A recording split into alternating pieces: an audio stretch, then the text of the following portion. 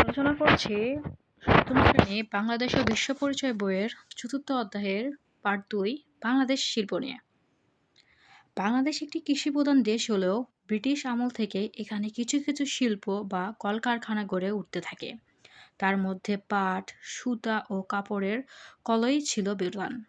পাকিস্তান সৃষ্টির পর পূর্ব বাংলার নারায়ণগঞ্জে প্রতিষ্ঠিত হয় পৃথিবীর সর্ববৃহৎ পাটকল আদ-মজি জুট মিলস। প্রশ্ন আসতে পারে পৃথিবীর সর্ববৃহৎ পাটকলের নাম কি? ঠিক আছে, আদ-মজি জুট মিলস। পাকিস্তানি আমলে শিল্প বা কলকারখানা প্রতিষ্ঠার ক্ষেত্রে এ অঞ্চলটি শাসকদের বৈষম্য ও বঞ্চনার শিকার হয়। বৈষম্য বলতে এখানে বোঝানো হয়েছে যে এখান থেকে আসলে যে জিনিসগুলো হয়তো বা নেওয়া হতো তার ন্যায্য মূল্যটা দেওয়া হতো না।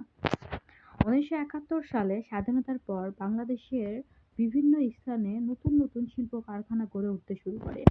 একসময় আমাদের দেশের পাট শিল্পই ছিল প্রধান, সেই সঙ্গে ছিল চা, চিনি, সিমেন্ট, সার, চামড়া, রেল ও ইঞ্জিনিয়ারিং কারখানা।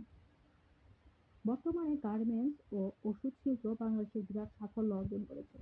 মূলধন, উৎপাদনের পরিমাণ, কর্মী বা শ্রমিকদের সংখ্যা ইত্যাদি বিচারে শিল্প প্রতিষ্ঠানকে কয়েকটি ভাগে ভাগ করা যায়।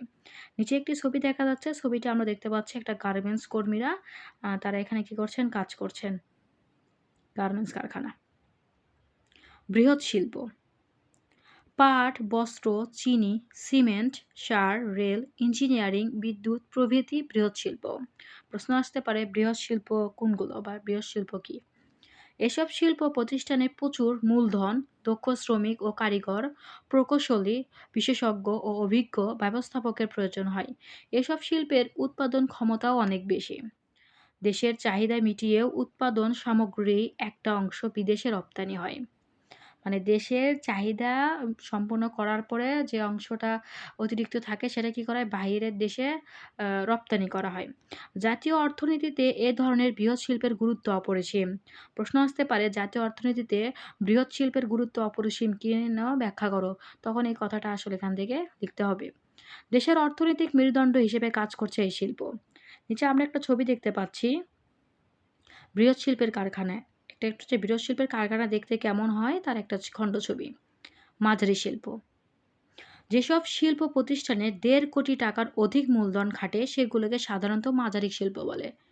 তাহলে বৃহৎ শিল্পের পরে আমরা দেখলাম কি মাঝারি শিল্প। এটা কি বলছে, যেসব শিল্প প্রতিষ্ঠানে 1.5 কোটি টাকার অধিক মূলধন খাটে সেগুলোকে সাধারণত মাঝারি শিল্প বলে গণ্য করা হয়, মানে মানা হয়। যেমন হালকা engineering, silk, ceramic, cold storage বা হিমাগার প্রভৃতি। দেশের চাহিদা পূরণ ও অনেক লোকের কর্মসংস্থানের মাধ্যমে এ ধরনের শিল্প জাতীয় অর্থনীতিতে গুরুত্বপূর্ণ ভূমিকা পালন করছে। প্রশ্ন আসতে পারে যে মাঝারি শিল্প জাতীয় অর্থনীতিতে কিভাবে ভূমিকা পালন করছে আলোচনা করো বা ব্যাখ্যা করো। তখন এই টপিকটা বা এখান থেকে লিখতে হবে। ক্ষুদ্র শিল্প: 1.5 কোটি টাকার কম মূলধন খাটে। কি বলছে? 1.5 কোটি টাকার কম মূলধন খাটে যে কারখানা বা শিল্প প্রতিষ্ঠানে অনেক ক্ষুদ্র শিল্প ধরা হয়, মানে তাকে ক্ষুদ্র শিল্প ধরা হয়। চাল কল, ছোট ছোট জুতা বা প্লাস্টিকের কারখানা, খাদ্য প্রক্রিয়াজাত শিল্প এর উদাহরণ। এমসিকিউ এ এগুলো তো মাস্ট বি নোটেড। ওকে।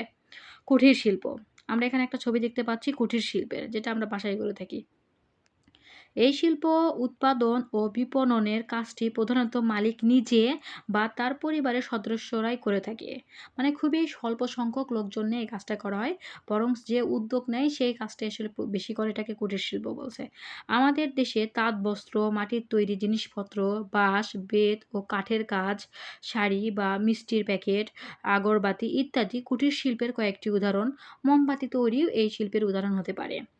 বাংলাদেশের মতো বৃহৎ জনসংখ্যার ও শিল্পে অনগ্রসর একটি দেশ অসংখ্য মানুষের কর্মসংস্থান ও স্বনির্ভরতা অর্জনের সুযোগ করে দিয়ে কুটির শিল্প জাতীয় অর্থনীতিতে মূল্যবান অবদান রাখছে। প্রশ্ন আসতে পারে বৃহৎ শিল্প বা মাঝারি শিল্পর পাশাপাশি কুটির শিল্প আসলে কিভাবে অর্থনীতিতে অবদান রাখতেছে আলোচনা করো। গ বা ঘ নাম্বার প্রশ্ন আসতে পারে, so be noted. Okay. So এরপরে কি আছে, বাংলাদেশের অর্থনীতিতে শিল্পের অবদান। তো এখান থেকে প্রশ্ন হতে পারে যে বাংলাদেশের অর্থনীতিতে শিল্পের অবদান আলোচনা করো বা ব্যাখ্যা করো বা শিল্পের অবদান কি। নগরের বিস্তার ও মানুষের জীবনমান বৃদ্ধির ফলে পৃথিবীর অন্যান্য দেশের মতো বাংলাদেশেও শিল্পের ভূমিকা ক্রমে গুরুত্বপূর্ণ হয়ে উঠেছে। খাদ্য, বস্ত্র, ঔষধের মতো জিনিসগুলো তো বটেই।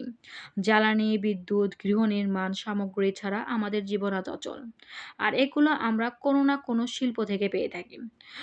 কৃষির পর দেশের বিরাট সংখ্যক মানুষ জীবিকার কর্মসংস্থান হচ্ছে এই শিল্প খাত থেকেই। এর অভাবে দেশের বেকারত্বতার হার আরও বেড়ে যেত।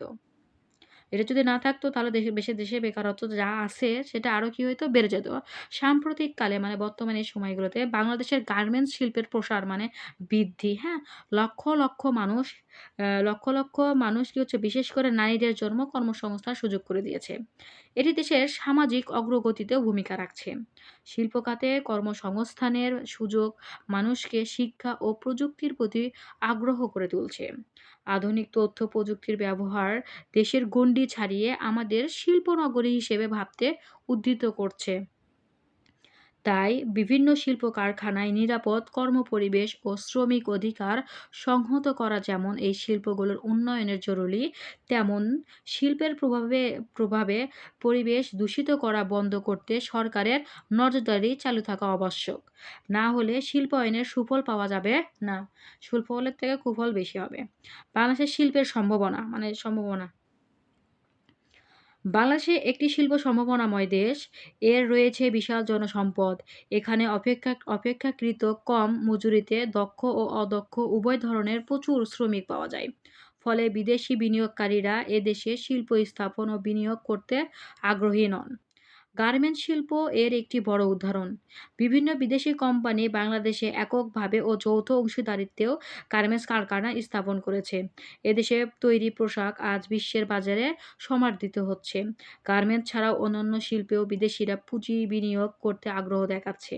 বিদেশি বিনিয়োগকারীদের আকৃষ্ট করতে মানে তাদেরকে আমাদের দেশের প্রতি নিয়ে আসতে সরকার বেশ কয়েকটি রপ্তানি প্রক্রিয়া এলাকা প্রতিষ্ঠা করেছে।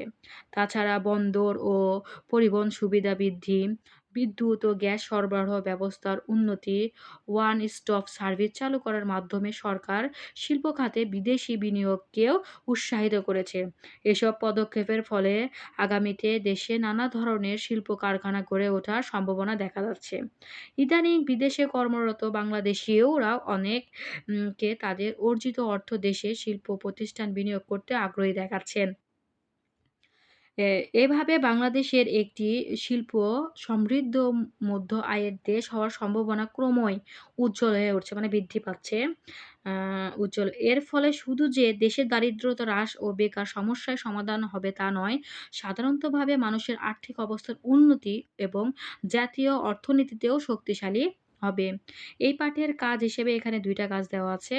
কাজ ১, ক্ষুদ্র, মাঝারি, বৃহৎ কিংবা কুটির শিল্প এর যেকোনো এক ধরনের শিল্পের নাম উল্লেখ করে বাংলাদেশের অর্থনীতিতে তার গুরুত্ব ব্যাখ্যা করো। যেটা আমি টপিকগুলো পড়ানোর সময় বলেছিলাম যে গুরুত্ব বা আলোচনায় আসতে পারে। তো এখানে দিয়ে দিছি অলরেডি।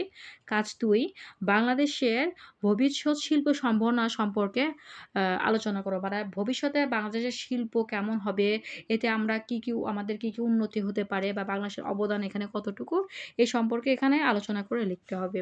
তো এটা ছিল পার্ট ২ এর আলোচনা। পার্ট ৩ হচ্ছে বাংলাদেশের আমদানি ও রপ্তানি। ইনশাআল্লাহ আমরা এর পরের পার্টে পার্ট ৩ নিয়ে আলোচনা করব।